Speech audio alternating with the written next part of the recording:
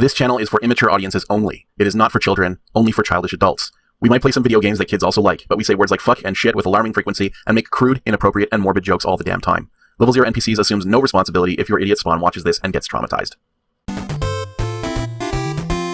Hey everybody. Hi everybody, we're back. Oh no. Whoa. It's too soon. That came really fast.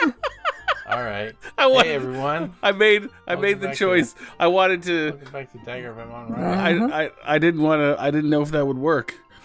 Yeah, I can't stop it. It's going to be not necessarily apparent to people listening. That's a hard cut. I had my mouth open to say something, and Matt just put the episode cut in there. Yeah. You know, it's funny because on the Discord, by the way, if you haven't joined our Discord, join our Discord. Who was it? Was it Bunny Cakes asking our alignments? And I said mine was chaotic good. I don't know if what I did was good, but it certainly was chaotic. Yeah, that's true. Sorry. There's no denying that Matt is a very chaotic individual. Nah, I'm fine. It's probably good in the sense that we did need to put an episode break in there somewhere. It was a benefit. We did. Yeah. It was and you saved me from having to type the extra hour into all of the episode titles. So that's nice. Hey, I did it on purpose. Yeah, if it goes above an hour, then I have to add in 00 to the hour mark on all of the timestamps. Wow. Selections. So. Well, I didn't know I was doing a good thing. I'm so glad. Are we gonna get an Ed Wynn with one of these guys? Hey, I don't know. I'm gonna have to go by the face. I don't know shit about this game. I don't know who's coming up next. That's true. Let's find out. Here's the accountant-looking man, apparently. Good evening, sir. My name is Laura Bow. I am Ramesses Legia, Miss Bow. Pleased to make your acquaintance and whatnot in situations. It's great. I'm glad. I'm overjoyed. He does have the face for it. He does. You gotta start with the Egyptology I had to turn down my microphone. I'm redlining. No, it's good. It's fine. Are you an Egyptologist, Mr. Nazir? No, not professionally. I have always been interested in the history of my country and made a point of studying it. I am particularly interested in the Egyptian religions.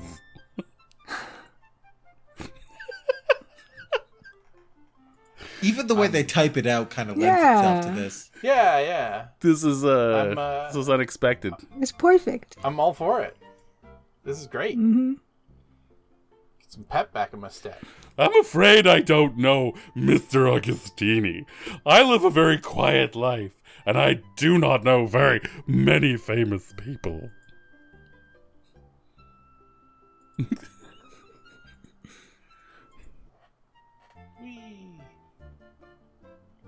1,000 curses on that man. He defiled the tombs of my sacred Anthorum for his own personal glory.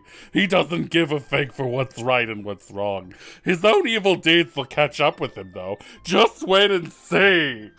The man is like 3 feet away from you.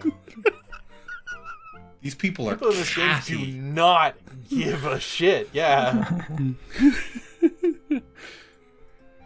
Catty is absolutely the word for what these people are. They're not here to make friends. No. I've heard a great deal about Mr. Carrington, but I do not know him very well. We have only spoken once or twice, but he seems like a cultured, charming fellow. Doopy-doo, doopy-doo. Let's see if Matt can sneak a hot pencil in here somewhere. To be perfectly honest, I don't care for Mr. O'Reilly. I don't think he sees the beauty that's ancient Egypt. He's somewhat blunt with his approach on others as well. I support that's just part of his job, however, and whatnot situations. So glad I'm not. Got a few of those whatnot in situations people this time. I'm trying to make all of them say it at least once. No, that's good. It's good. If I can. I'm here for that. Crawdfallers? No, thank you. I try to restrict my intake of sugar. It has a bad effect on my lungs. Yeah, the You guys got really famously- vibrant lips. Thank you for noticing. I'm afraid I don't know the gentleman. I lead a rather solitary life. Just me and my little family of otters. Otters? He runs an otter farm in his. I love You heard otters. me. They got those little hands. They have little hands. They hold hands when they sleep. It's so cute. That's right. I do hold hands with them. John Bow is your father? I've never had the pleasure of meeting him. I've never been to New Orleans, you see. That much humidity does not agree with me. He farms otters because they're the only animal that gives you milk, eggs, and I can't even say it with a straight face. I was guessing to give you milk, eggs, and wool. I just cracked up halfway through. Dr. Michael, this is a brilliant individual, but she is inherently a little strange. Oh, well, we all have our foibles, don't we, Miss Bow? Some more than others, I suppose. No. Woohoo! Actually, even just independently, the idea of raising otters from milk is ridiculous, let alone eggs and wool. Miss Yvette is a charming young lady and so friendly. She seems genuinely interested in Egyptology. We had a long discussion about her tombs one time. It Dot, feels dot, like it dot. would be hard to milk an otter. Like You'd they get are so little. mammals. Yeah, You get so little milk per otter. I feel like otter milk would have to be very like high demand to be worth the effort. And I bet Like it's it not. would definitely be like the most like wealthy person drink. Oh, I had a cup of otter milk with my breakfast. I bet it's a very musky milk. Oh, musky milk. Actually, the giant otter is fucking disturbingly huge. They're like mountain lion sized things. So I guess you could get a good amount of milk from those, I would assume. Still musky, though. They're apex predators though. Like they would not be easy to raise as livestock. Extra musky, then.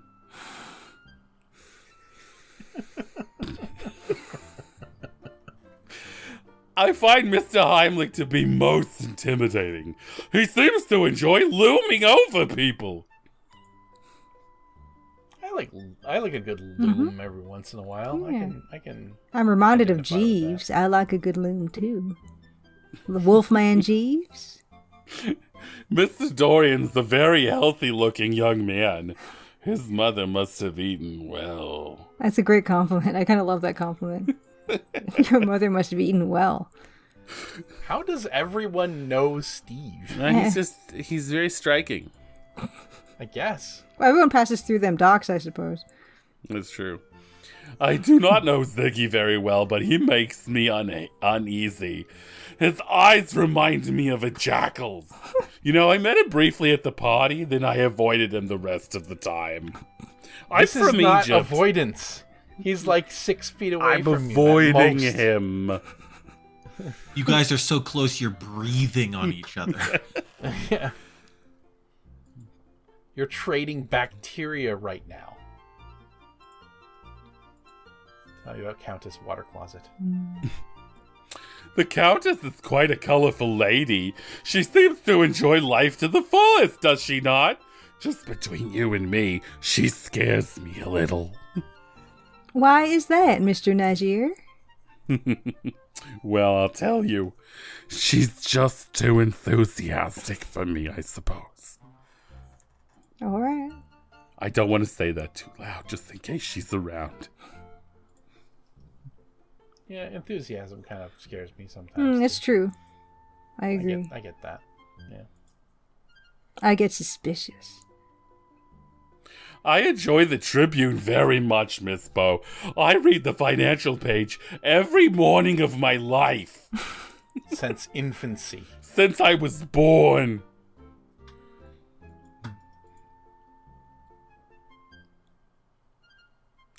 The police are useless.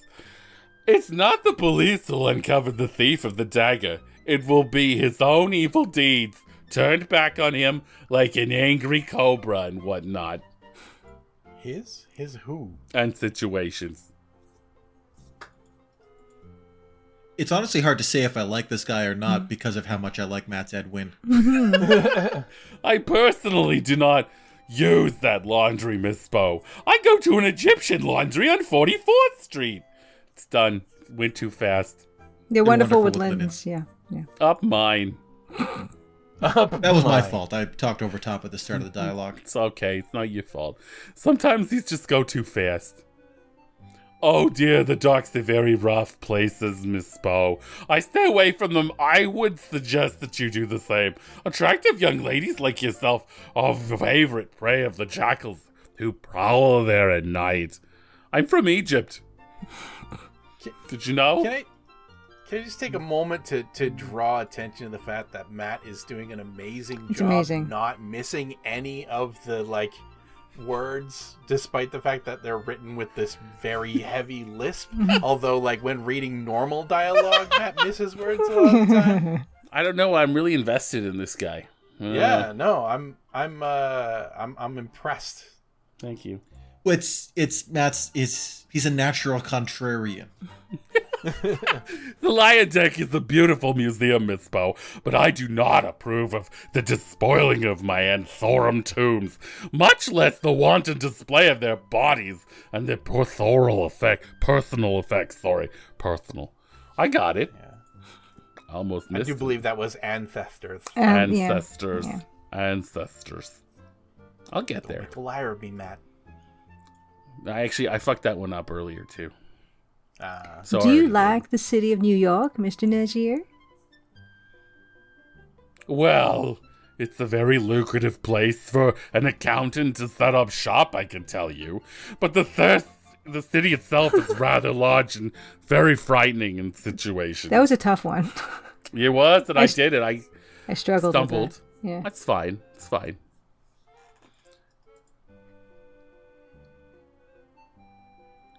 I wouldn't know, Miss Bow. I'm a family man, and I don't frequent such scandalous places. Scandalous places. I wonder if they kind of wrote a lot of S's into his dialogue on purpose. I wonder if they just did a letter find and replaced it with THs. I see you carry a notebook. I carry one too, just in case I could think of some particularly exhilarating mathematical formula at an inconvenient time. Jesus Christ.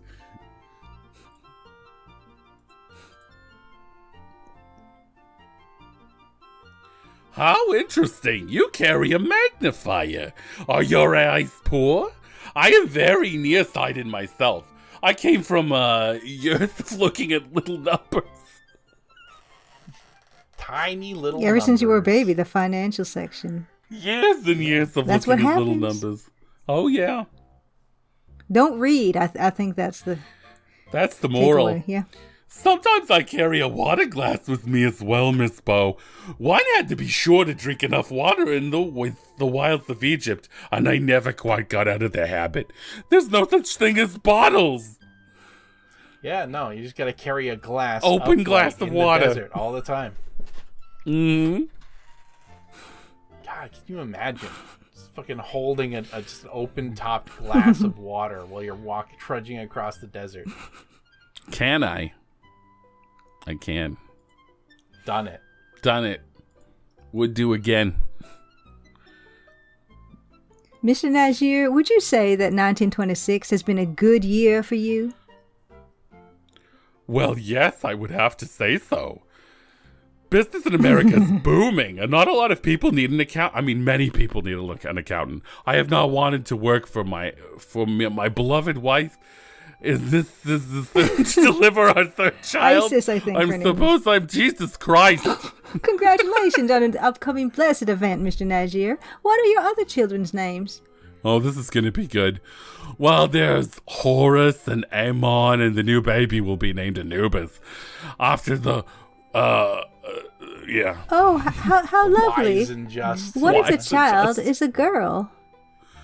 Well, then the name will be Anubis either way. It's a wonderful name for a boy or a girl. I think they did just go through and do a find and replace on the letter S.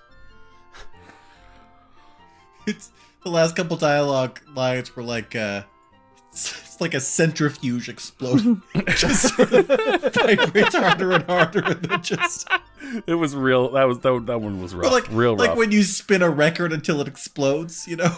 Yeah. Mr. Nazir, would you have any idea who might have stolen the Dagger of Amon Ra? No, but whoever did would be boiled alive. He should be fed to the hungry crocodiles. His guts should be strung from the pyramids. He should... Oh, excuse me. I get a little passionate on the subject. Quite all right, Mr. Nazir. I understand. I'm from Egypt. Actually, I think we've asked all the questions. Yeah. All right, one more. Yeah, I kind of like that guy. Yeah, he's great. Yeah. I'm all aboard the Najim train. Yeah. Can we save so we don't have to do that again? Yeah. Out of all of these people so far, who is the one you would pick to speak at the party? I guess we should ask after we finished with Pip and Carter. I guess I'll ask that question again, but put a pin in that. Yeah. Because it's probably Nazir's winning for me so far. Oh yeah, no, absolutely. Like any opportunity I can get to get Matt to do more Ed Wynn or Christopher Walken, like you're gonna see me doing it. So. I mean, but if you were Laura at this party and you had to speak to one of these people for an extended period of time. Oh yeah, probably Nazir so far. What's the lady's name This again? guy, both of these guys suck, and Yvette's cool. Yeah, Yvette's all right. Yeah. Yvette Delacroix. Her name's Yvette. Please do not scrutinize me so severely, Miss Bow. You're making me nervous. Matt and I had a coworker who called in sick once. The way he called in sick was by saying, "I have encountered a problem that has left me unable to walk." Oh. And we contemplated this for a while, and we could not decipher it. Because, like, why be that vague unless it's something inexplicable that we couldn't possibly believe? So, like, not only did this happen, like, in our work, but this was kind of the first time Alex and I had ever talked. Like, kind of ever. Like, we said hi and we got introduced, but this is like on like the first or second day that we were like working together, right? Like it was close. It was really early on. This was definitely the first time I think we bonded over trying to decipher what he meant by the exact phrase, "I have encountered a problem that has left me unable to walk." Yeah. And we were speculating, like, did like some sort of singularity open up between his bed and his bedroom door? So he was just huddling on his bed with his phone, typing this message, like, "I can't walk through that." Or like, did he wake up and his bed was just suspended in a void, so there's no collision ground for him to walk on? Okay, my speculation would be really boring and say that his autocorrect made it from work to walk, or he was talking that message and it just recognized it as the wrong word. I feel like I would still have to question, "I have encountered an issue that makes me unable to work" as well. He worded it like an error message that a machine would encounter. "I have encountered a problem that has left me unable to walk." It was solid. Did you It ever was find solid out all the way. what the problem was? That's He pulled a muscle. clean. Oh. That's it. Blue screen. He pulled a text muscle. right there. Yeah. Okay. But like, why wouldn't you just say, "I've pulled a muscle and I can't get in today because I pulled a muscle," rather than just rather than just wording it like it's a missing reference exception. I could kind of see a scenario where like you just can't think of the right word for that. Like I will frequently, because there was a long period of my life where I wasn't speaking English, like right now, see a point where like I'm trying to say something, I'm trying to get a point across or something like that, and I know that there is a correct phrase for it, but I just can't come up with it. It's like pulled a muscle or got a Charlie horse or something like that, you know? Like I could see potentially that just not coming to me and having to work around it with like, "I've encountered a problem." I mean, encountered a problem is weird, but like, I can't walk right now, or something. I hurt my leg. My leg hurts. The reason I bring this up, apart from just because it's a hilarious memory, and it is actually one of the first conversations that Matt and I ever had, but Yvette's innuendo is like that. Yeah. It's a weird kind of vague, where it's just like, why would you word it that way if all you are concealing is the fact that you had sex with somebody? Well, that's one thing I gotta say about the writing about this game is it's really good. Mm-hmm. And it's that's something like that. They could have just done really on the nose references to sex, but they didn't. They went weird with it, and I kind of appreciate it. Yeah, I love the weird. In fact, I might say that I would pick Yvette as the person I would want to talk to at the party, just because it is very interesting to talk to her, and it is rather funny. Yeah. Because you can ask her anything, and she'll have an innuendo, and it's kind of great. I get the impression there's layers to it, where if you were literally in bed with her, there would still be another layer of innuendo. Probably. Oh yeah. I could see how that would work. We're gonna do the last. Do we want to go do the last conversation, or do we want to get into a couple of Colonel's Bequestions? I mean, here's the thing: if we do one last, the last guy, we won't have another. Like this, doing one full episode of another episode of this. The screenshots. I'm gonna have to work hard to find a slightly different screenshot for the background of this episode. So. Good evening, Dr. Carrington. Good evening, Miss Bow. Good evening. Oh, thank you, Matt. You might as well. It's a gift. This whole episode has been a gift. Mm-hmm. To me, specifically. I'm afraid. I don't know. A gentleman. I gotta ask him about Egyptology. Gotta get right into it. Wow. Egyptology is quite the fashion now, Miss Bow. But it's been a serious science for many years. I can recommend a number of fine books if you're interested. This is not my best walking, but I'm going there anyway. That's a great way to say it's complicated without gatekeeping. Yeah. This guy is like, the anti Pippin so far. What do you make of the theft of the dagger, Dr. Carrington? It's simply beastly. What is this world coming to when a crepuscular ruffians can invade? Museum like Visigoths? He talks. Oh no, Miss Montu. Not at all. If I did, I'd be tempted to teach the brute a lesson. Christopher Walken talks way too slow for this guy. Yeah.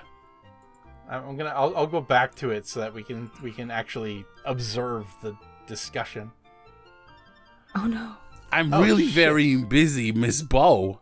I don't have time to cover the same subject But twice. we didn't read it all the way. I know. Can you help a girl out? Can you help a slow reader out? Have you found 1926 to be a good year for you, Dr. Carrington? Damn. Yes, I would, Miss Bow. Frightfully good. Wow. And why is that, Doctor? It's not often that one gets the opportunity to head up the most respected museum. America! Miss Bow. Is there like a text speed or a speed? I guess the speed is just the speed, unfortunately. Yeah. And that's like all game speed. Bummer. I'll do what I I'm can. just going to do the whole thing in reverse order. What a frightfully dull subject. Water glasses, indeed. It's turbo walking. It's speed walking. Speed walking. Nice. Got there in the end. I see you want a good look at our displays, Miss Bow. I have to respect that.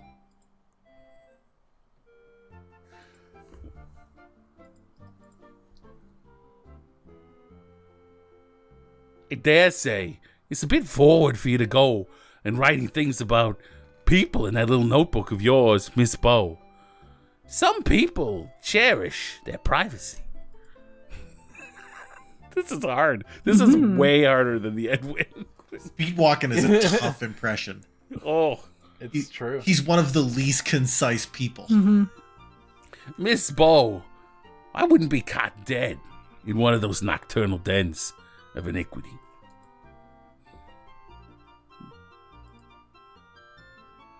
So we're just gonna travel halfway. We're gonna do it halfway. Yeah. That's all right. Do you like New York, Dr. Carrington? Wow. To be frightfully honest, at first I found it to be a bit rough around the edges, but now I'm beginning to see its somewhat primitive charms. Primitive charms of New York.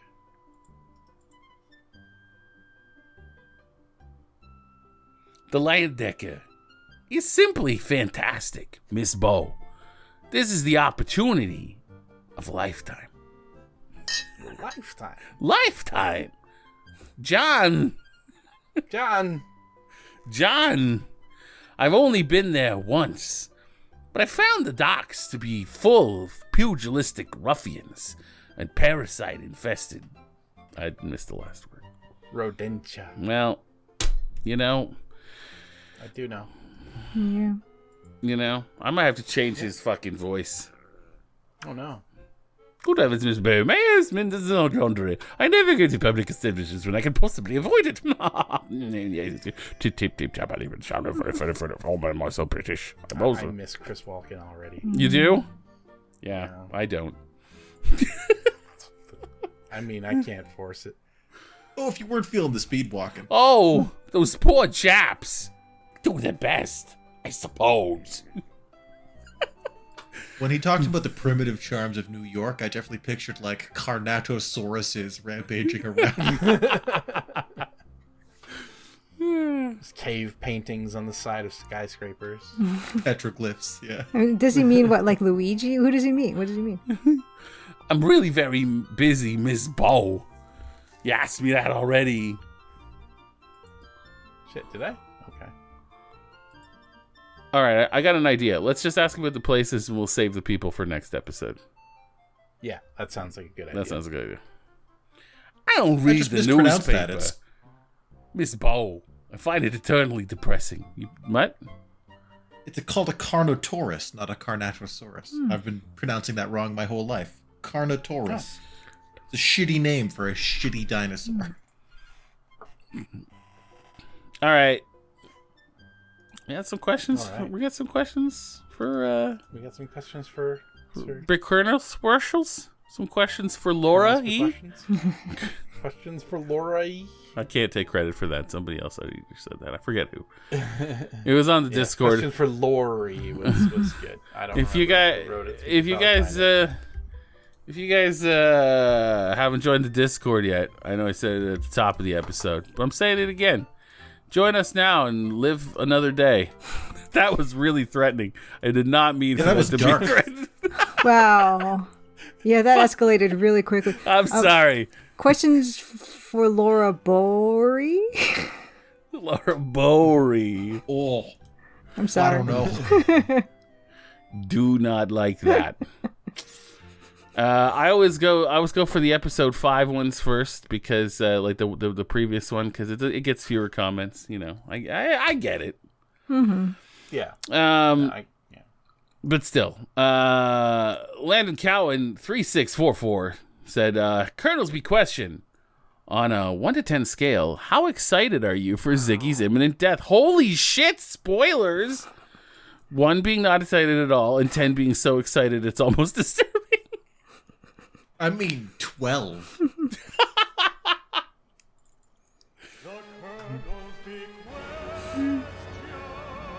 Beautiful. 12 is my answer. 12? Yeah. 12 is a I'd good kill one. him Scale of myself 1 to if I 10. could. Yeah, he's just a creep. What do you think, Julia? That's made it easier. Yeah. It's hard, eh? It's not so much that I'm at peace with his death. I'm not at peace with his life. I'm at a good solid 6, and I'll tell you why. Because I like how he makes you guys feel. Oh, wow. I can respect that. Yeah, and he's fun to voice because he's horrible. It's nice. It's nice to have another melting NPC from that every once in a while. You need one.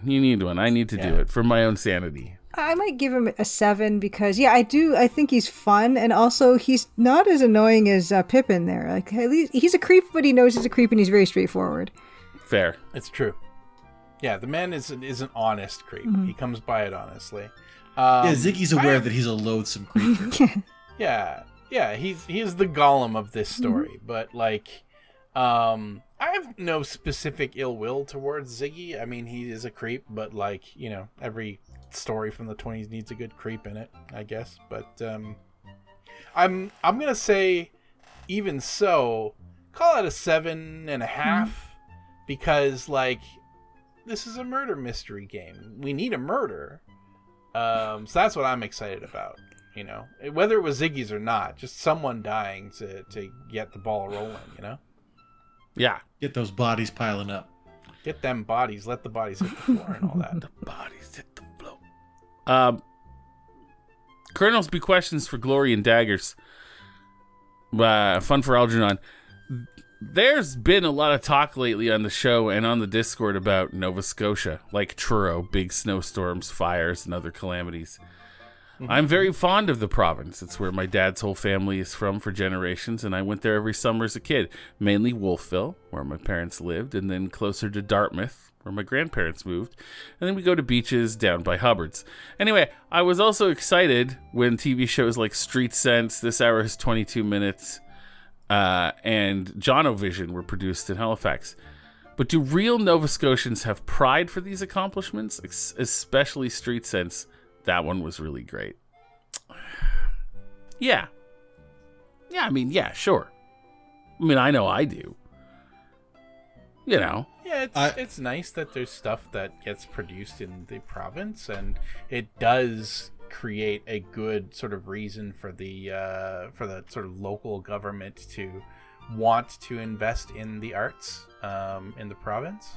I'm a little bit more excited, perhaps, by bringing in, I enjoyed watching, for example, the Mist TV show that was filmed largely in Halifax, I believe. It was actually there was quite a bit of it filmed at the local Bedford Mall. There you go. Not the good one, the other one. And because there's always the other one, right? Everybody knows there's always there's the good one and the other one. Anyway, Street Sense. I think Nova Scotians are particularly these days have pride for the Trailer Park Boys, because that's done here. I was gonna say probably, and it's world renown. For some reason, didn't the Trailer Park Boys bail on the province after the tax credit cut? No, I think they may have. No, they still filmed out in Truro. They just left Halifax, went out to Truro. Maybe they just threatened to. That was definitely they were sort of strong arming or sort of using their clout a little bit in protest of the reduction or loss of the media tax credit. But they did not leave Nova Scotia. They've been here the whole time. Of course, they got out of Dartmouth, went to. As one does. As one does. Those who live in Dartmouth love Dartmouth.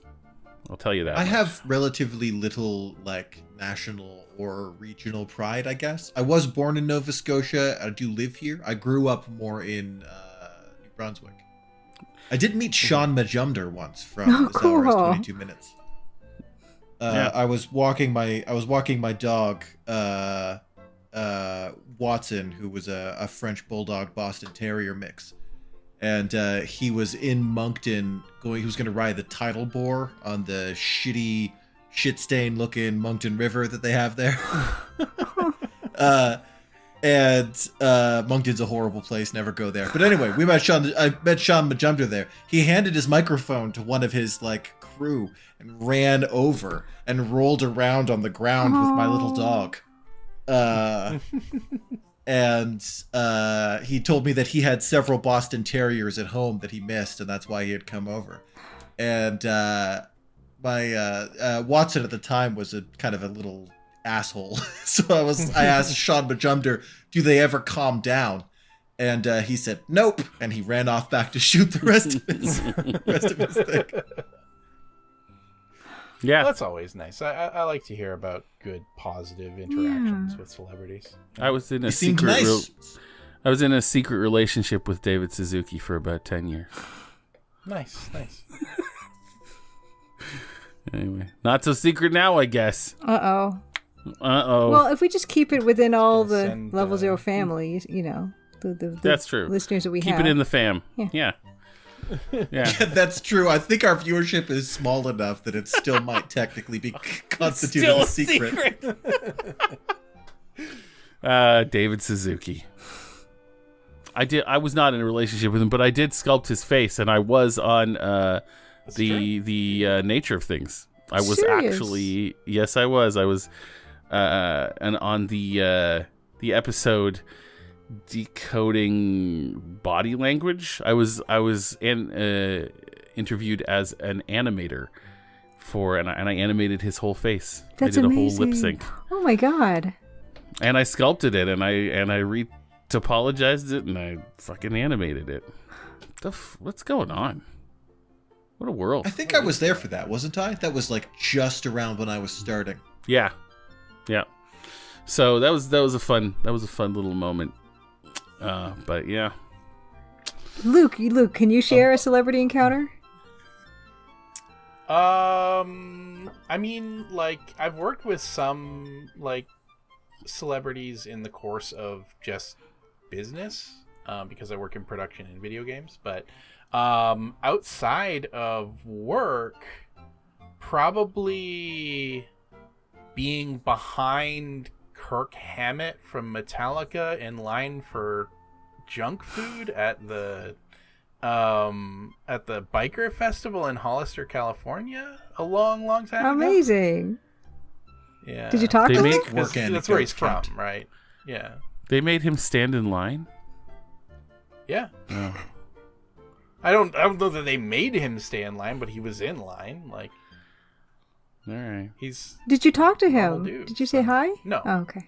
No, I wasn't even directly behind him. I was just in the line. Yeah. I mean, it was a a local festival kind of thing. That's so cool. When people weren't bothering him? We were talking to him, but he, Well, Matt there you and go. I once. I guess Matt and I'll- I. go Matt and I ahead. once worked on a model of the Dalai Lama that was rejected by the Dalai Lama himself. That's probably our most impressive work accomplishment, I think, because that's about as famous as you can be. Mind you, true. we didn't meet the Dalai Lama. We just had No. a guy that spoke to the Dalai Lama, but it was like a one-step connection. That's amazing. He was. He took it eventually. Yeah, we took we would hand the assets to our guy, and our guy would hand them directly to HHDL, and HHDL would be like, nope, not good enough. Wow. HHDL. I like it. I sculpted him. Yeah. You can actually, you know what? If you go to my website, what is my website? Matt something? Is it actually my name? Your name? Are you asking us your name? What is my name?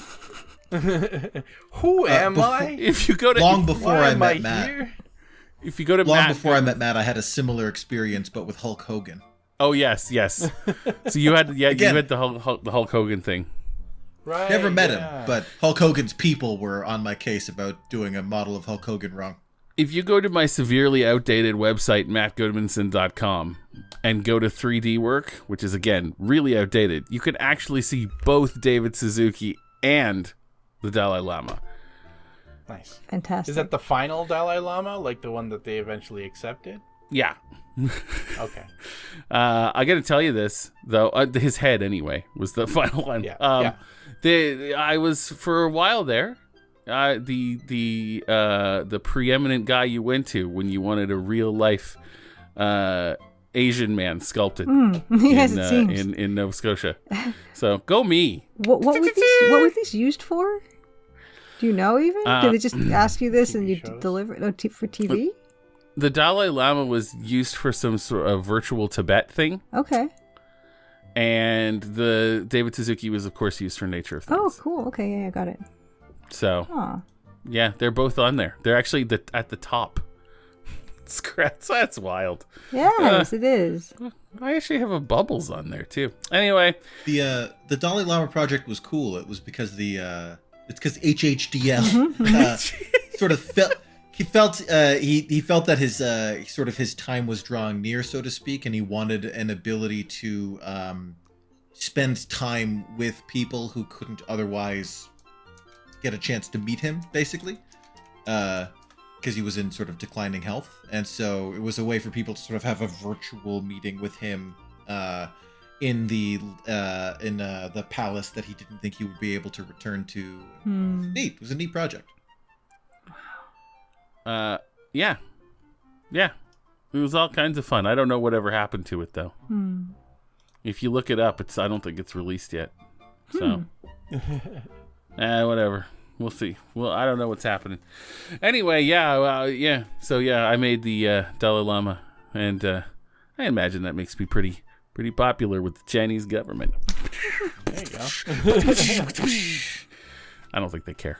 Anyway, yeah. So that's that Colonel's Bequestion, sort of weirdly. I forget what it was, but not really. I hope so. It was like, do we have pride for Nova Scotian yes, of course, stuff? yes. Yeah. Yeah. Question for Glory by Jerjo RD. Hey, listen, question for Glory. So would all this mean the archaeologist that the singing lady wants to marry? For Glory. Amazing. Fuck. That is such a badass theme. So good. So would all this mean that the archaeologist that the singing lady wants to marry is none other than Lara Croft? Is that why she's got the hots for Laura, as in ersatz Lara? I don't. But the singing lady is not the same lady from the bathroom, right? No. No. But. I mean, it could have been. I mean, maybe. See, they weren't animating their lips move. Maybe she was screaming the lyrics out from the bathroom while they were playing the song. I just think everybody's got the hots for Laura.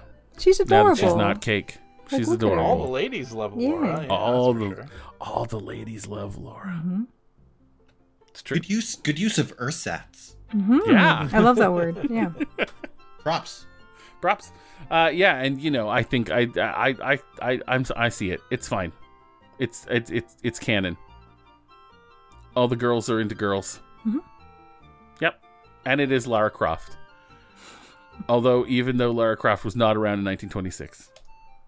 Are those present day set? I don't know anything about Tomb Raider. Yeah, Okay. I mean, Tomb Raider is modern era. Okay. Yeah. It very at much least so. takes place in like the early 2000s. Well, the 90s, I think. In really. the 90s. Yeah, because she's got guns. She's got guns. She's killing tigers with guns. She's killing dinosaurs with guns. Sorry, yeah. She's Right. going up to doors and then you try to hit them. She's And like, fucking jet skis and shit like that too. So yeah, Okay. and she'll go up to doors and then it won't work and she'll go no. It's great. No. Anyway, yeah, Our, Sounds great. yeah. Alex's and mine's company's parent company, Aspire, just released the Tomb Raider 1 through 3 remasters Oh. Cool. on PC and PlayStation Cool. Does she still go no? and Switch and other places, I think. I need to know if she still goes no. Oh yeah, no, absolutely. Perfect. No. Yeah. No. I would No. assume so, but I haven't played them. Okay. They're remasters, really. They're not remakes. So Spivey Lou, question for Laur-y. Oh, there you go. Lord. There you go. There you go. Spivey. I knew it was Thank you, Spivey Lou. Spivey. Killing it again with the titles. Love the shout out to Attack on Titan. I am a ride or die fangirl. I wanted to see what the NPCs are into right now when they're not streaming Sierra, shows, books, games, etc. That's a great question. That's, and I think we're all into a bunch of shit. Yeah? Yeah? Most likely. Go ahead, everybody. Go ahead. What are you guys I into? gave a longer answer on the Discord, listing a bunch of different books that I read that I thought people might also like. Matt and I recently wrapped up the latest book in the Red Rising series. Yeah. I still haven't started reading that yet. I think we talked about it on the channel not too long ago. It is silly and it is fun. And I would I'm still working my way through the entirety of The Expanse. That's sort of what the audio book I'm listening to while I'm on the treadmill and what have you. So I'm currently going through the Silo series. It's a little dry, but it's fine. It's good. It does the trick. I like it. nice. I'm really, really into K-pop. Matt is very into I'm K-pop. very into K-pop. I am it is kind of it is kind of the other thing. Like I like all kinds of I like D&D and I like all kinds of geek stuff. I'll watch any show when it comes on. I'll go through it, I'll watch anything. And but my other half of that piece is just K-pop. It's really just. We considered starting a Matt's K-pop corner sub channel on our Discord. Yeah, it where may yet happen. do we have any other big K-pop fans in our Matt's thesis is that the Venn diagram of Level 0 NPCs fans and K-pop fans is small, but I don't necessarily think it's non-existent, but I think it might be small because here's the thing: K-pop generally, and this is not a hard and fast rule, but it appeals to younger folks than us. But I came into it really late. I discovered it really late, so I'm I'm catching up. It's great. I freaking love K-pop. It's my other thing. So there you go. Despite being married to a native Korean, I don't have very much knowledge of K-pop at all. Yeah. Veteran PCs will know that I don't really follow music, but I do regularly attend K-pop nights at Matt's place. Aww. Yeah, we do K-pop nights, and you show up. You have a good time. Okay, what happens on a K-pop night? Okay, so we all sit around. We all drink whatever we're drinking. Usually it's They whiskey roll up with a me. K-pop star in the D20 system. Yeah, yeah. We have picks for music videos, and we just go around the circle, and somebody picks, and then the next person picks, and then the next person picks, and it's fun. It's good fun. It's great. We watch and discuss K-pop. Basically. Wow. Yep. It's fucking phenomenal. It's one of my favorite pastimes. Unapologetically. My favorite K-pop star is the occasional appearance of a Korean parade lion. Yes. The lion dance appears in many cultures, and it is my opinion that the Korean lion is the best lion. It is wild. It is wild. Yeah, look up Korean lion dance. It's particularly one. It just got like a circular mask. Luke can probably throw a photo of it up if he's feeling ambitious enough. I'll probably find one. Yeah. Bam. It's great. I love it. Yeah, those things are crazy. Like, they don't look like lions at all. And they don't like a lot of lion dance lions look a little bit too much like dragons, and I like that because it looks like its own creature entirely. It's got like a weirdly human face. And so yeah, they'll include it in it doesn't happen very often in K-pop, but it does happen. Yeah, like 1 in 100 videos or something like that will have a glimpse of a lion in it. Yeah. But I'm not super into like anime or anything. But I am into K-pop. So there you go. That's me. I think I'm the only member of our D&D group that watches any amount of anime. gotten back into it a little bit, but my tastes are very specific. Like, I don't watch a lot of it, but some shows I'll just kind of like binge watch all the way through. Yeah. I haven't really watched any anime since Attack on Titan, I don't think, really. I kind of let it fall by the wayside. I got a bunch of recommendations for anime and manga, but yeah, I just have not really gotten into it. As for books, I'm reading something really old. I'm reading the Uplift series by David Brin. I had the second book already. I found the second book, Star Tide Rising, in a secondhand bookstore in Toronto here, and then I really liked it, so I ordered online from thriftbooks.com. I ordered like book 1 and book 3. So I've just started book 1. And so Uplift, if you guys don't know, is this, it's one of those super outlandish but played completely straight sci-fi series where humans basically choose like promising species to uplift, to like raise descendants. And the book I read, Star Tide Rising, is about, you know, how they uplifted dolphins and how they have now dolphin crew members on their spaceship. And, you know, it's crazy. They've got, you know, like water portions on the spaceship, and they have like, you know, like language chips that they can kind of talk. And it's great. It's wonderfully wacky. Super good, weirdo sci-fi. So I've been kind of enjoying that. I just started into it, but I've been busy, so I haven't been able to dig into the first book, which is called Sundiver, I believe. And I think it has to do with uplifting chimpanzees. So really looking forward to reading that. Cool. Starting. Yeah. So Right. yeah, but the books, I was told by a friend that it doesn't really matter what order you read them in, really. So yeah, I just was gonna start the first one, gonna reread the second one, and then finish up with the third. And there's a second series of Uplift War books that if I really like the first series, I will check out the second series.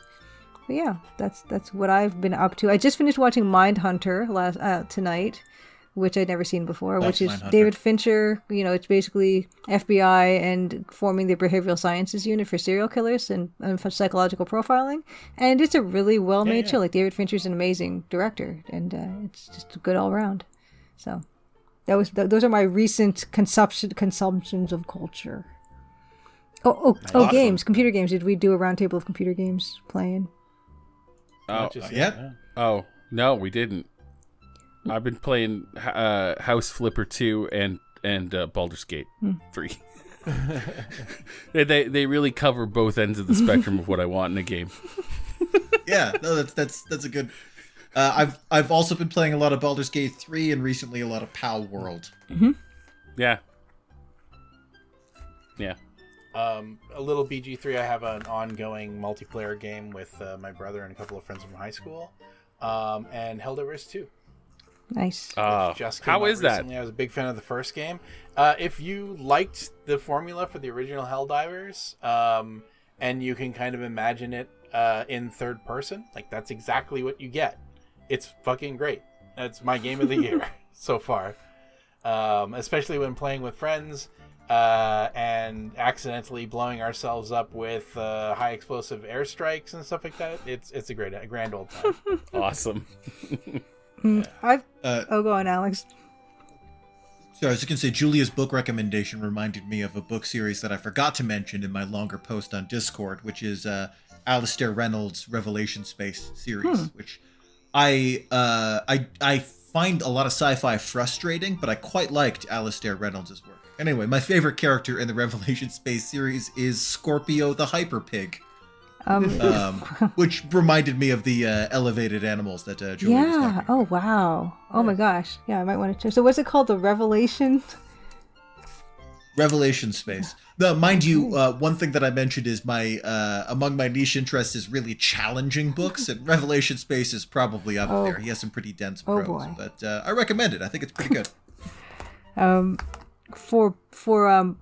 been playing old stuff. I usually play old stuff. So on my streams, I've been playing an EGA text parser adventure game made by Thorsoft of Letchworth, from Letchworth, England, and it's like 3 people called Mandy, Mark, and Mike Thurman. So I guess it's like, I don't know if they're siblings or I don't know what happened there, but it seems like a family affair. And it's called Denarius Avaricius Sextus. And Oh, you were playing that Yes, on stream the other day. That Pompeii. Yeah, so game, you're playing a guy on Pompeii, and I guess the whole ultimate thing is to escape Pompeii before Mount Vesuvius erupts, apparently. But it's a very, very comical game. So I don't know if it's. I'll see how it goes. But yeah, that's been a lot of fun lately, and been playing like just indie adventure games for the most part. I've been enjoying Twilight Oracle by Cosmic Void, which came out a few weeks ago by now. So yeah, yay to indie adventure games. Awesome. I kickstarted Cosmic Void and Twilight Oracle. Nice. I played a little bit of Twilight Oracle, but despite my love for point-and-click adventure games, I find that I need to be in a very sort of specific headspace for sure. to like have the patience to play them, and I haven't been there in a while. So yeah, despite the fact that that's what we play on Level 0, but Level 0 gets me into that headspace. But yeah, maybe that's why, because you do it Possibly. once a week. Yeah. That's great. So that's what we're into. If you guys have any questions or about what we do, and of course, we'd love to know what you guys are into. And some of you on the Discord have already spilled the beans on that. So we love it. We love to read that stuff. Them beans. Indeed. Nat Almiral, Colonel's Bequestions.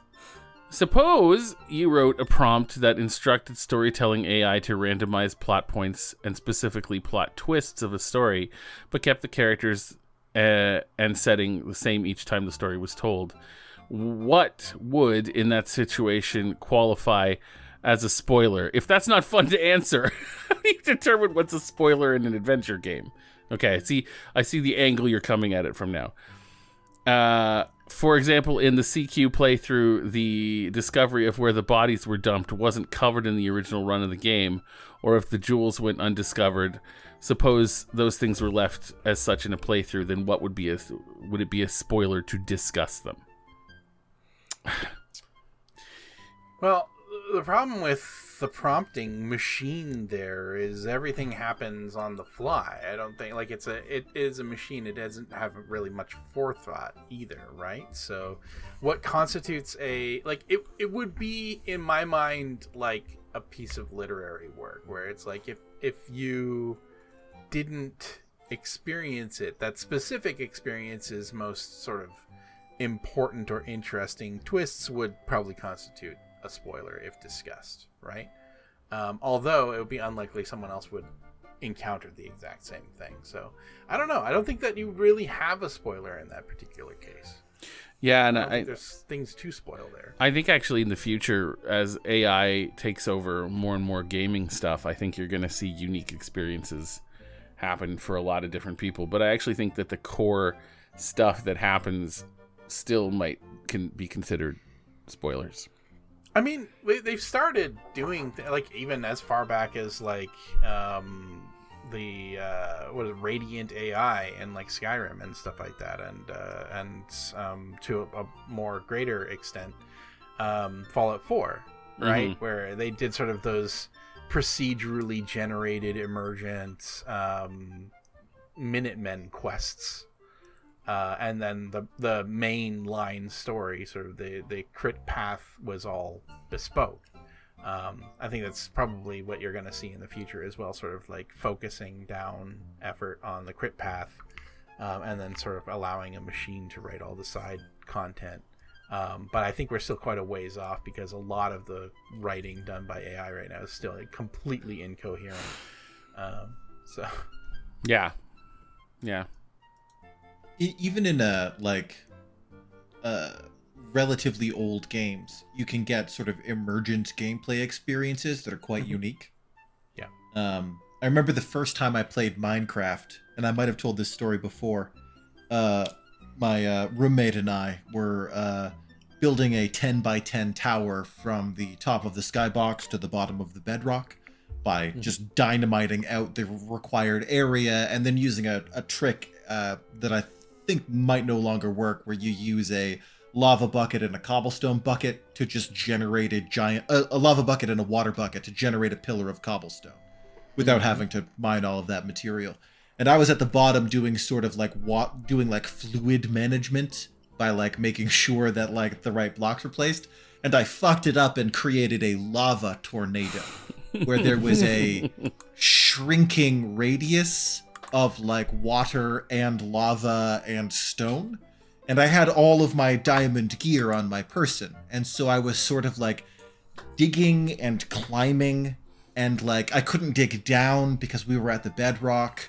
And so I just had to try to sort of find my way up through this sort of lava tornado where I would dig and be like, nope, that's lava. But then like water would push you into lava.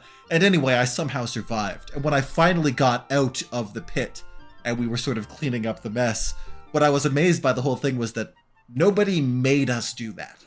Mm-hmm. Yeah. Right? That was an invented problem. And I had never played a game before where I could cause a problem of that magnitude and have to live with it in real time. I mean, that's like part of the reason why like Minecraft is so incredible. Because you can do that Minecraft stuff. definitely has that from sort of a mechanical standpoint. But I think as far as emergent narrative and so on is concerned, probably I've never played a game that beats like Dwarf Fortress, but oh yeah, totally. absolutely. But like, here's my question: if you guys published your experiences, like if you went out and said that, would those be considered spoilers? Like, I think that's Nat's question there. That's just water cooler talk. Yeah, for Dwarf Fortress Yeah. and stuff like that, where there's emergent stuff, just the knowing that there are certain things that you can do could be somewhat of a spoiler, I suppose. Yeah. So that could be that, and yeah, even with something like Colonel's Bequest, if there was some sort of AI randomizer that made the victims and the murderer everything different, stuff like side stuff like, oh yeah, there's the jewel thing, if you mentioned and stuff. Just knowing that exists could be a spoiler.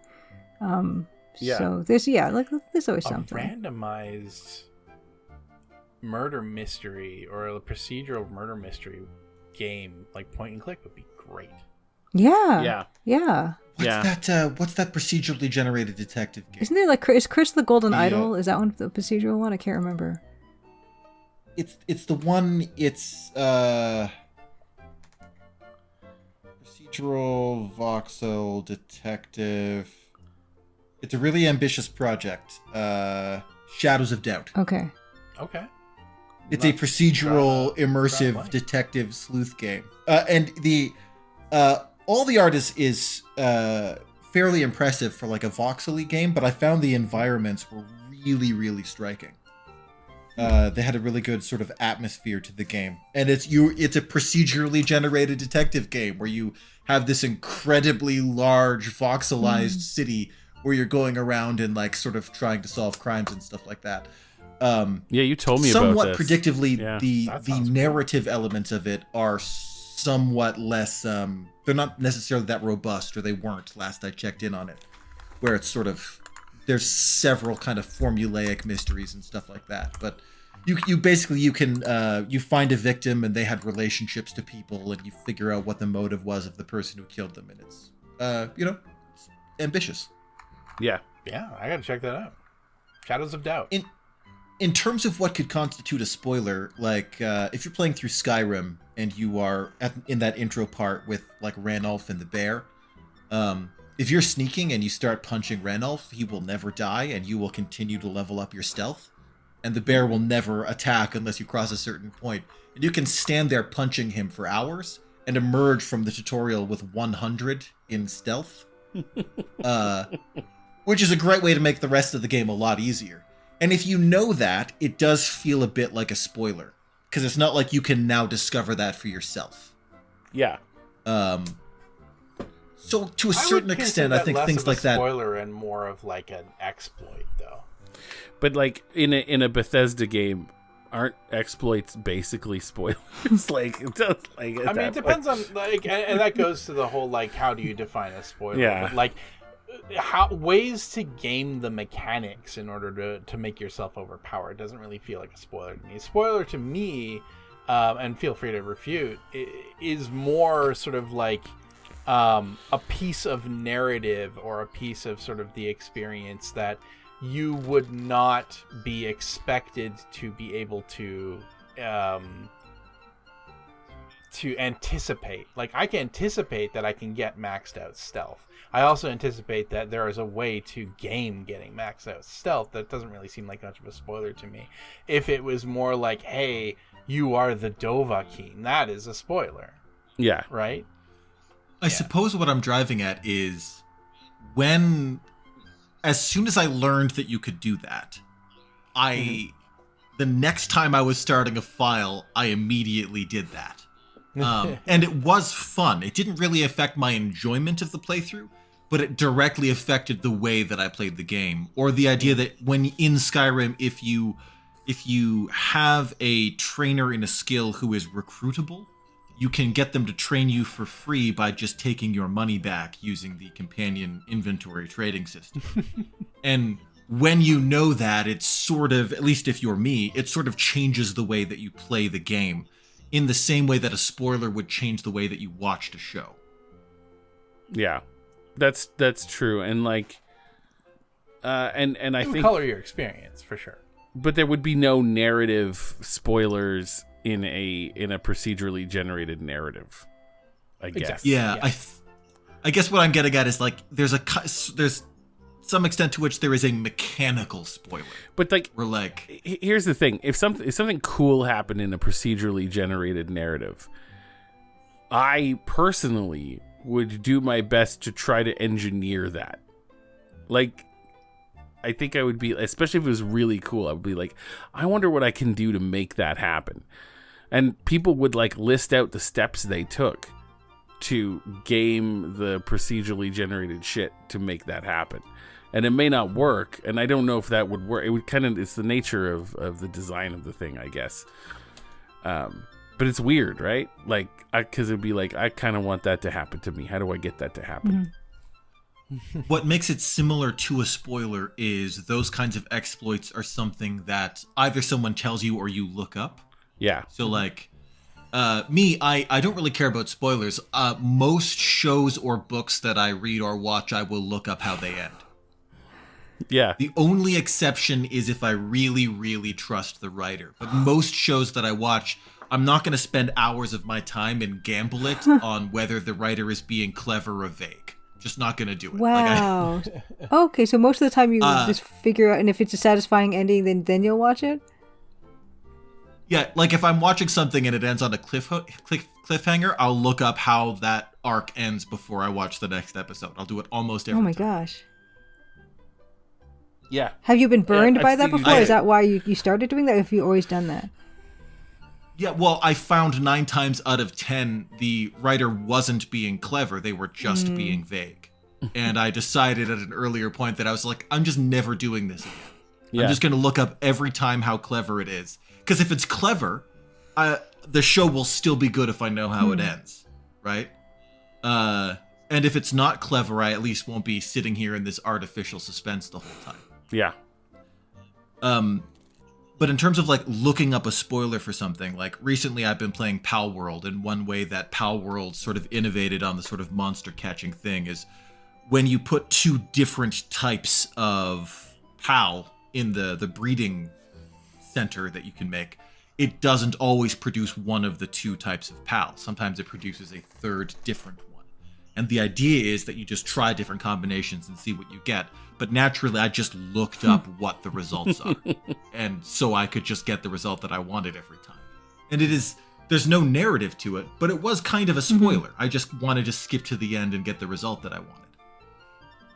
Yeah, I think if there's something that requires experimentation in order to present or come up with a specific result that you're hoping to get, yeah, I could see how that could be described as a spoiler. Yeah. Or in Baldur's Gate 3, I looked up what all the companion endings were and how to get them, because it's like a 200-hour game, and I wasn't going to get to the end of that 200 hours and not get the endings that I wanted. Yeah. That's fair. Yeah. Yeah. There you go. Julia, do you have anything to add, or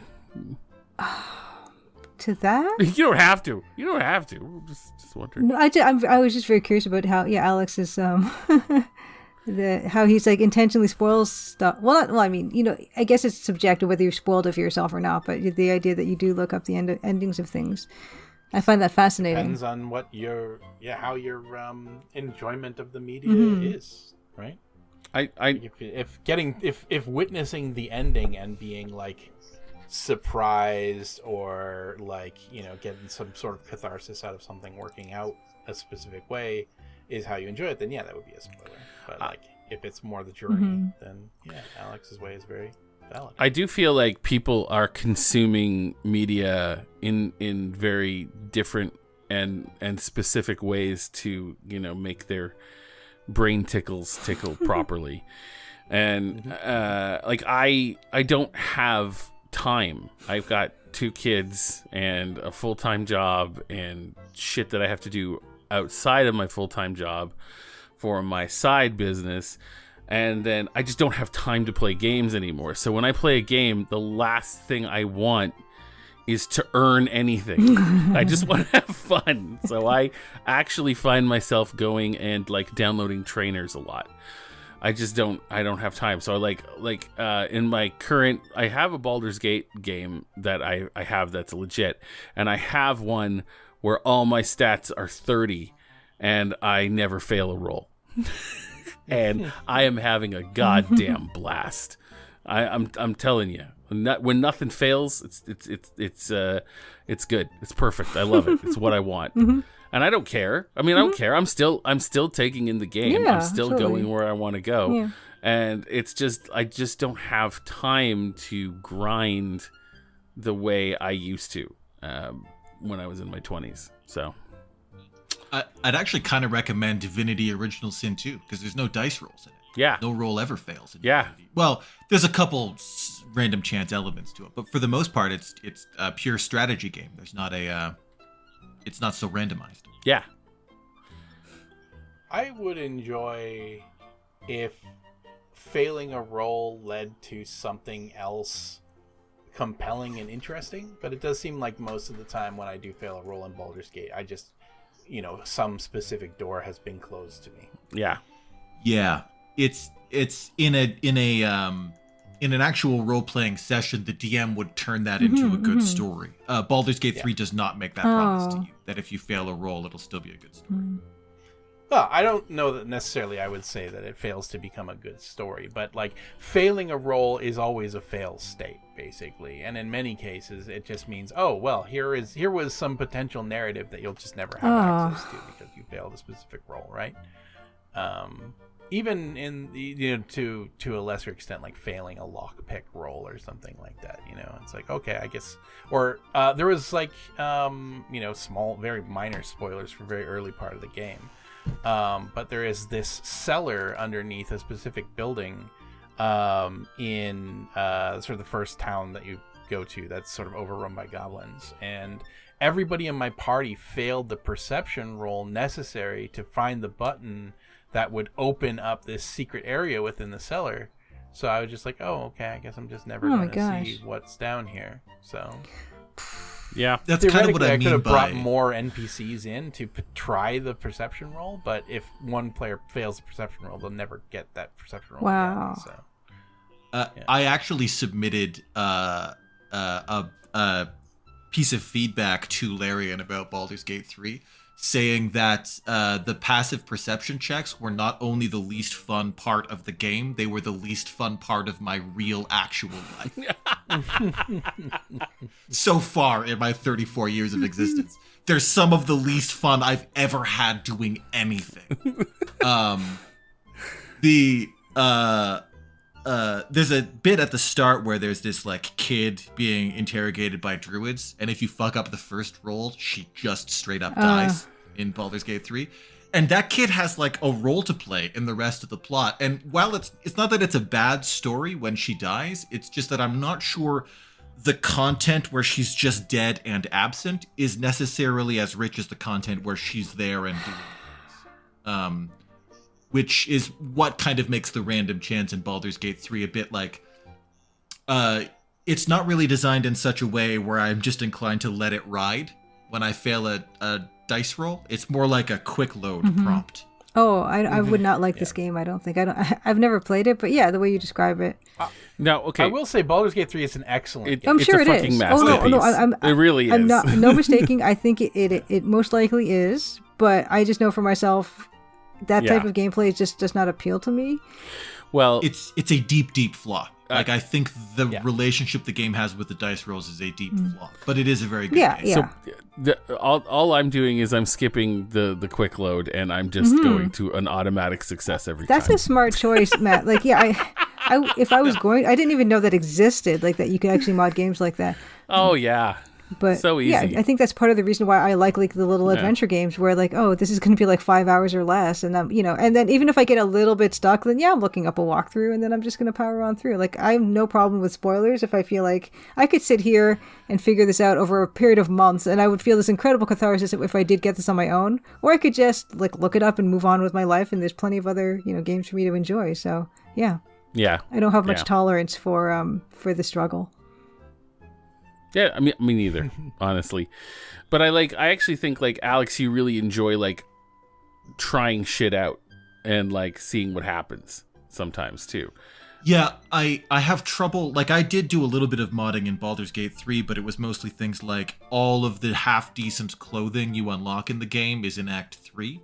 And I just kind of don't accept the idea that all of your companion characters are better dressed than your character. Like, fuck you, Larry, and don't tell me who my character was before this kind of thing. So cosmetic stuff like that I modify. But like, for most other things, I do want to earn the thing. I don't like to take shortcuts for the most part. No, exactly. Because I find I lose investment. I find I lose investment that way. Yeah. Another piece of feedback I sent to Larry was that I regretted meeting their character Gale more than I regretted meeting any real person. But yeah, so everybody's got their own way of playing, and I don't think there's a wrong way to do it unless you're victimizing someone, and I don't know how you would do that, and I don't want to know, so don't tell me. Well, if you cheat on an MMORPG or one of those like online games, I guess. Yeah, that is victimizing. That's true. Like cheating in a multiplayer thing is pretty shitty. As somebody who played Overwatch for years before it got shitty. I'd say cheating in a competitive multiplayer game, co-op, whatever. But yeah. Another mod that my partner and I did is at the end of every session, we would just console the companion's approval to be the same for both of us. Yeah. Because a companion approval is a finite resource, and it's hard enough in single player to do the series of events that get you the right approval for your combination of companions. Functionally impossible in multiplayer. I don't know how you're supposed to do it otherwise. That was one other thing that we did. That's fair. Yeah. So yeah, there you go. Nat, there's your question. We got one more, guys. One more. All right. Let's do it. Pink Bunny Cakes. Rosella 2024, no regrets. So, yeah. So it turns out Rosella did shoot the unicorn with the Cupid's bow, which is more of an enchantment than roofing, but I still see it's pretty violent. It's pretty dark. Landon Cowan pointed that out. But anyway, she's still president. Yeah. So here's the question: who's Rosella's running mate in 2024? Well, in order to be successful in a United States presidential election, considering that Rosella is a woman, she probably needs some crusty old white dude by her side in order to succeed. You are the older the better. The older the better in this case, yeah. So maybe Graham, but if they didn't want to do the like mother-daughter, president vice president thing, then I don't know, Sonny Bonds. Or that wizard from Quest for Glory, the really old guy. What's his name? Atavis? No. No, the good one. Oh, Dr. Cranium? Erasmus. Yeah. Erasmus, yeah. Erasmus would be a good choice. I think Erasmus is a little too wacky and left wing though for whatever. He just politics. has to look like he's. I think Sonny Bonds is probably like the ideal running mate for Rosella because he's like very straight laced. He's gonna get the like authoritarian vote because he's a cop. Actually, especially if it's like Sonny Bonds in 2024, so he would be what? How old now? Quite. Yeah, if he was like in his 30s in the 90s, so early 30s in the early 90s, he'd be like yeah. He's like 60 now. He'd be like 60. Oh, he'd be perfect. Still be younger than Biden and Trump, but he'd be perfect. Yep. This is a divergence from the question, but there's something really funny to me about a chaotic and mercurial archmage running for the presidency. It's just like there's a couple of like, you know, like just your standard boring old white guy, you know, and there's one for the red team and one for the blue team, and then running as an independent is Erasmus the Archmage. I think That's like that guy Vermin Supreme and that constantly running for office in the UK, right? yeah. I think you need somebody like that, but somebody with actual magical powers would be fantastic. Oh yeah, absolutely. You really need that. So yeah, there you go. Pink Bunny Cake's money was on the rhyming mouse in the desert from King's Quest 7. But I don't know. I don't think running with a mouse is Get gonna enough political clout out of that one. No, I don't think so. I think you're gonna need an old white guy. Yeah. And I think Also, I think enchantment is just magical roofies, basically. absolutely it is. Yeah. Like, in terms of, like, schools of magic that are upsetting, like, necromancy is, like, you know, generally, like, you're desecrating a corpse, or, like, destroying a living person kind of thing, or, like, a fireball will destroy a person, too, right? Like, but, like, enchantment is just fucking with who someone is, or, like, their agency, and, yeah, it's a fucked up school of magic. I agree. Yeah. Well, there you go. Hey, send us your Colonel's Bequestions for Laur-y. We'll get him on here. Thanks for sticking with us through the Talky Talk episode. Just as fun as being at a real This is party. longer Yeah, one, but talking. we did a lot of video game, and then we podcasted for a while. So hopefully, those of you who prefer the game, like we kept it separated for the most part. But even the game was just talky. That's true. It's it's fine. But that's this game. yes. But that's this game. Is a lot of talk and investigate. They're making up for all the non-character interactions we had in fucking Colonel's Bequest. So I'm happy with this. Precisely. Thanks everybody. You guys are great. Yeah. We're Stay, y'all. we're really into you. Don't make it weird. It's not weird. They know what I mean. They know it's not. That's It's not. the weirdest way you could have put it, for sure. That's not weird. They know what I mean. They know what I mean. We're really. Fuck. Find a new tomorrow. Find a tomorrow. Find yourself a new tomorrow. Find yourself a tomorrow. Find There you yourself a tomorrow. Dig deep. It's not promised to anyone. You're going to have to find it for yourself. No guarantees. Find yourselves a tomorrow, everyone. Yeah, and stick and stay if you have time. Yeah. Stick and stay. Find yourself a tomorrow. Yeah. Cobble yourself together some semblance of a sunrise Never fall and asleep. ride it out one more day. Never fall asleep. Is that what we're saying? Yeah, because enemies are nearby. Well, yeah, you can't sleep if there's enemies nearby. I thought we established that. You can't make camp if the enemies are... Yeah. Well, don't. Yeah. Don't even try. No. Or it means that the house that you are in is imperfectly enclosed. There's an opening somewhere such that it does not count as being indoors, and you will have to find and seal that opening before you can sleep. Fantastic. Hey. Yeah, I'm not gonna say any more weird shit. I was about to send some more love, but I'm gonna keep it. I'm gonna keep it real and just say. You're gonna keep it appreciate profesh. I'm gonna keep it profesh. Yeah. SOP. Stick and stay, everybody. Stick and stay. Yeah. We're really into you you. We're really into you. I knew you couldn't resist. I knew it. I was going to egg you on, but I knew I didn't have to. Stick and stay, everybody. Bye. Take care of yourselves and, given the opportunity, one another. Talk to you soon.